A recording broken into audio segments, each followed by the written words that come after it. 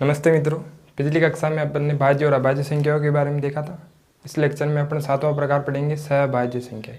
सहभाज्य संख्याएं क्या होती है? वह संख्याएं जो आपस में विभाजित नहीं हो तथा उनमें किसी एक ही संख्या का भाग नहीं जाता हो, वह कैसी होती है? सहभाज्य संख्या। इस उदाहरण से समझेंगे, देखते हैं। सातवां प्रकार क्या है? सहअभाज्य संख्या, है ना। सीट 8 में प्रश्न बना हुआ है इससे, सहभाज्य संख्या से। क्या है इसकी परिभाषा?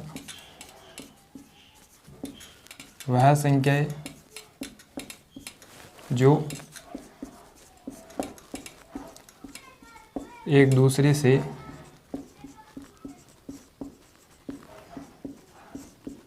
विभाजित नहीं हो तथा उनमें किसी एक ही संख्या का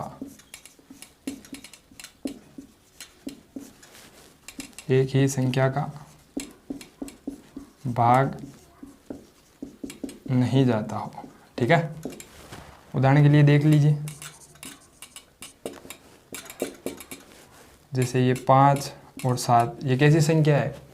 सहभाज्य संख्या है कि नहीं है? ये आपस में एक दूसरे से विभाजित है? ये आपस में एक दूसरे से विभाजित है क्या? नहीं, ये आपस में एक दूसरे से विभाजित नहीं है तथा इसमें किसी संख्या का भाग जाता है क्या जो दोनों को विभाजित करती हो? नहीं, ये कैसी संख्या है? एक सहभाज्य संख्या है। दूसरा देखिए, 14 और 21, ये एक दूसरे से विभाजित है?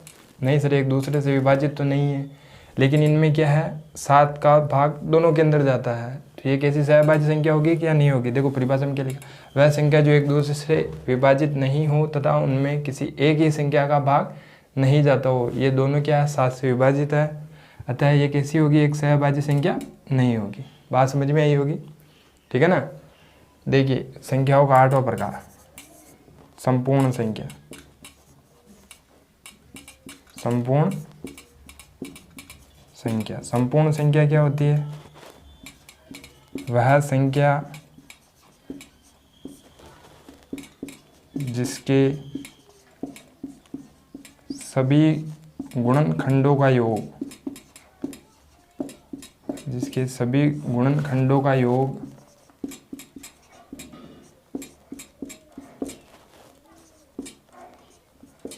उस संख्या को छोड़कर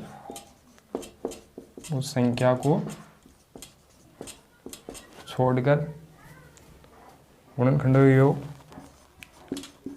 संख्या के बराबर हो। ठीक है, तो वह कैसी संख्या होगी? संपूर्ण संख्या होगी। संपूर्ण संख्या के लिए क्या है? वह संख्या जिसके सभी गुणनखंडों का योग उस संख्या के बराबर होना चाहिए और उस संख्या को छोड़कर, जैसे उदाहरण देखिए, आप उदाहरण से समझिएगा। जैसे ये 6 कोई संख्या है, इसके गुणनखंड क्या हो जाएंगे? 1 हो गया, 2 हो गया, 3 हो गया और क्या होगा? 6 होगा। ये 4 गुणनखंड होंगे 6 के। तो देखिए, वह संख्या जिसके सभी गुणनखंडों का योग, उस संख्या को छोड़ना है, इसे छोड़ दिया। किसके बराबर होना चाहिए? संख्या के बराबर होना चाहिए। तो 1, 2 और 3, योग क्या आ रहा है? 6 आ रहा है। तो 6 कैसी संख्या है? एक कैसी संख्या है? एक संपूर्ण संख्या है। बात समझ में आई होगी आपको? ठीक है, यहाँ से प्रश्न उठा था एक प्रश्न। देखिए मैं आपको वो प्रश्न लिखवा देता हूँ, उतार लीजिए इसे। देखिए प्रश्न देखिए, निम्नलिखित में से कौन सी एक संपूर्ण संख्या है ना? ये प्रश्न आपके पास, निम्नलिखित में से कौन सी एक संपूर्ण संख्या है? तो कौन सा आंसर हो जाएगा? बी वाला आंसर हो जाएगा। अब आप कहोगे सर ऐसा कैसे हो सकता है, बी वाला आंसर कैसा होगा? आपने तो कुछ किया ही नहीं है। तो देखो, आप इनकी सारों के गुणनखंड निकालोगे, पहले चॉइस के गुणनखंड निकालोगे, आप चेक कर कर देखोगे, चॉइस को छोड़कर बाकी सभी का योग कर कर देखोगे तो चॉइस नहीं आएगा। ठीक है ना। देखो आपको याद ही रखना है, 10,000 तक 4 ही संपूर्ण संख्या है ना। 10,000 तक कितनी संपूर्ण संख्या है? 4 संपूर्ण संख्या है। अगर ऐसा प्रश्न आता है तो आप एक एक का निकालने बैठोगे तो एग्जाम पूरा हो जाएगा। ठीक है, तो आपको क्या याद रखना है, मैं आपको लिखवा देता हूँ 4 कौन कौन सी है ना। तो 1 अंक वाली, अगर आपसे पूछे 1 अंक वाली संपूर्ण संख्या कौन सी है? 1 अंक वाली संपूर्ण संख्या, तो वो क्या हो जाएगी? 6 हो जाएगी। ठीक है, 2 अंक वाली पूछे, 2 अंक वाली संपूर्ण संख्या क्या हो जाएगी? 28 हो जाएगी, ठीक है ना। ये याद रखना, इस वजह से मैंने 28 लगाया यहाँ।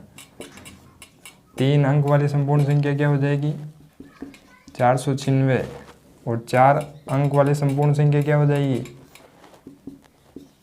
8/128, ठीक है।